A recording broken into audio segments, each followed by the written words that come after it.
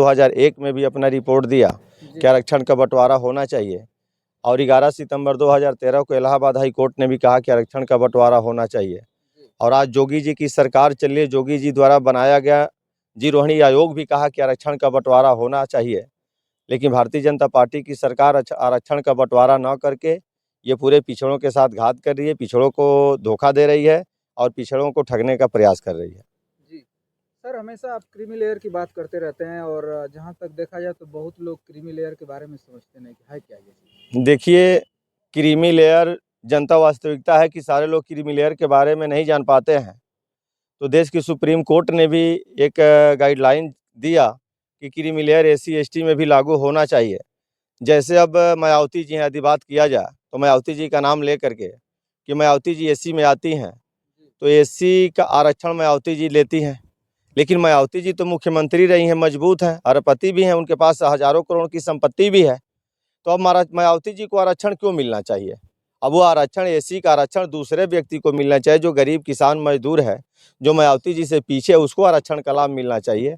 और बार बार एक ही आदमी आरक्षण का लाभ लेगा तो सारे लोगों तक आरक्षण का लाभ नहीं पहुंच पाएगा, और इन लोगों को आरक्षण से बाहर कर दिया जाए। यही क्रीमी लेयर है कि जो मजबूत है उनको बाहर किया जाए, उनको आरक्षण न दिया जाए, और जो कमजोर किसान गरीब मजदूर हैं उनको आरक्षण दिया जाए। आखिरी सवाल, हाथरस कांड में काफ़ी मुस्लिम लोग मारे गए, क्या कहेंगे?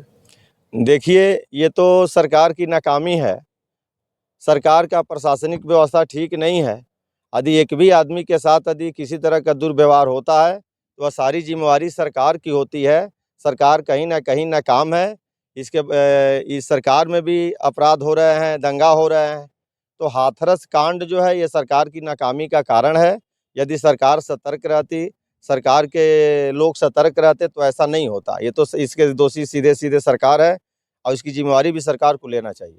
बांग्लादेश के प्रधानमंत्री रही शेख हसीना जी नरेंद्र मोदी जी की बहुत खास थी, और आज बांग्लादेश में हिंदू समाज को परेशान किया जा रहा है, क्या कहेंगे? देखिए, बांग्लादेश में जो हो रहा है वो बिल्कुल ठीक नहीं हो रहा है, और भारत सरकार को बांग्लादेश पर अटैक करके, बांग्लादेश पे सैनिक भेज करके बांग्लादेश को सबक सिखाना चाहिए कि आप किसी के साथ भेदभाव अन्याय नहीं कर सकते हैं। जिस तरह से भारत में किसी के साथ भेदभाव नहीं होता है, दुनिया के किसी भी देश में ऐसा नहीं होना चाहिए। आने तो नरेंद्र मोदी जी को इजराइल की तरह सीख लेना चाहिए, और इजराइल की तरह बांग्लादेश पे हमला करना चाहिए, और जो वहाँ की यूनिट सरकार है, यूनिट सरकार के ऊपर कार्रवाई करना चाहिए। सर, आए दिन उत्तर प्रदेश में रेप, मर्डर, हत्याएं हो रही हैं और लोग कहते हैं कि उत्तर प्रदेश पूरा सेफ्टी में चल रहा है, कुछ नहीं हो रहा है, क्या कहेंगे इस पे? देखिए, यह सवाल तो मीडिया के लोगों को निश्चित जो है जोगी जी से भी करना चाहिए, और इस उत्तर प्रदेश के डीजीपी से भी पूछना चाहिए कि आपके हाथों में पूरे प्रदेश की बागडोर है, लॉ एंड ऑर्डर है, और जोगी जी आपके हाथ में सरकार है। इस तरह के हत्या, बलात्कार, लूटपाट, आप तो कहते हैं सुशासन की बात करते हैं, न्याय की बात करते हैं, फिर भी आपकी सरकार में अपराध कम नहीं होता है, ना अपराधी कम हो रहे हैं। अलग बात है कि आपने इनकाउंटर करवाया, लेकिन अपराधी को नहीं कम कर पाए। आज भी उतना ही अपराध है, अपराध तो चरम पे उत्तर प्रदेश में। इनकाउंटर से सुधार हो सकता है क्या उत्तर प्रदेश का? देखिए, मात्र इनकाउंटर से सुधार नहीं किया जा सकता है। इनकाउंटर से तो भय पैदा किया जाता है, सुधार नहीं हो सकता है। सुधार कराना है तो तहसील में कराइए। आज अपराधी कहाँ से निकल रहे हैं, इसका जिम्मेवार कौन है? इस देश में लड़ाई झगड़ा मारपीट हो रहा है, इसका जिम्मेदार कौन है? आप चले जाइए तहसील में, सारे झगड़े तहसील से निकल करके गांव तक पहुंचते हैं, शहर तक पहुंचते हैं, सारा जिम्मेवार तहसील है। भ्रष्टाचार कहाँ से होता है? सारा भ्रष्टाचार जो सरकार का ब्लॉक है, विकास भवन है, ये भ्रष्टाचार का जड़ है। अपराध कहाँ से बढ़ता है? थाने से बढ़ाया जाता है। थाने में लोगों को न्याय नहीं मिल पाता है, वहाँ भी भेदभाव है, देख करके काम किया जाता है। यदि न्याय मिलता, और यदि जो भी मामला निकल कर के आ रहा है उसका तत्काल यदि कार्रवाई कर दिया जाए तो अपराध बहुत कम हो सकता है। लेकिन ब्लॉक, तहसील और थाना जो है, ये भ्रष्टाचार अपराध का जड़ हो गया है। झगड़ा का जड़ तो तहसील है, ये है।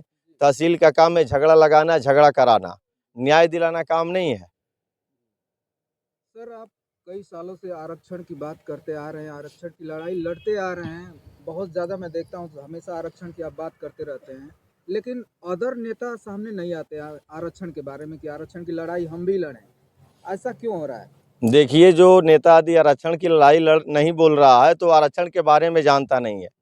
जो लाभ ले रहा है वो घूम करके सड़क पे खड़ा होकर के आंदोलन कर रहा है कि हमको आरक्षण लूटने की छूट मिलनी चाहिए, हमको लूटने की आज़ादी मिलनी चाहिए। जैसे सुप्रीम कोर्ट ने 1 अगस्त 2024 को आरक्षण बंटवारा की बात किया, तो मायावती जी ने भारत बंद का आह्वान कर दिया, इसलिए कि मायावती जी को आरक्षण चाहिए। मायावती जी के लोगों को आरक्षण नहीं चाहिए जो कमज़ोर किसान गरीब हैं। तो मायावती जी तो आरक्षण लूटने वालों में है, अखिलेश जी आरक्षण लूटने वालों में है।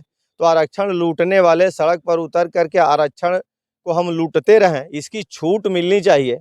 आज जिनका लूटा जा रहा है उनको जानकारी नहीं है कि हमारा लूटा जा रहा है, इसलिए जिनको जानकारी नहीं है वो आरक्षण के बारे में लड़ नहीं पा रहे हैं, बोल नहीं पा रहे हैं और संघर्ष नहीं कर रहे हैं। कुछ तो नेता जैसे अभी ओम प्रकाश राजभर जी आरक्षण पे बोल रहे थे, बंटवारा पे बोल रहे थे, पिछड़े पे बोल रहे थे।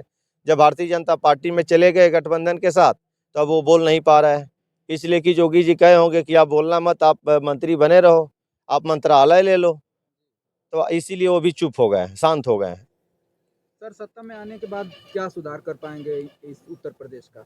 उत्तर प्रदेश नहीं बल्कि संपूर्ण भारत का सुधार करने के लिए जनता क्रांति पार्टी राष्ट्रवादी का निर्माण हुआ है और हमारी मांग जो है निश्चित जायज़ है। और हम जिस मांग के लिए यदि आपके बीच में यहाँ मैं बोल रहा हूँ, यही बात प्रदेश और देश की पंचायत में बोला जाएगा और निश्चित आरक्षण का बंटवारा होगा, सारे लोगों के साथ न्याय होगा। जनता क्रांति पार्टी राष्ट्रवादी का सिद्धांत है, जनता क्रांति पार्टी का अपना वसूल है और जनता क्रांति पार्टी का सिद्धांत हमेशा कायम रहेगा, इसमें परिवर्तन होने वाला नहीं है।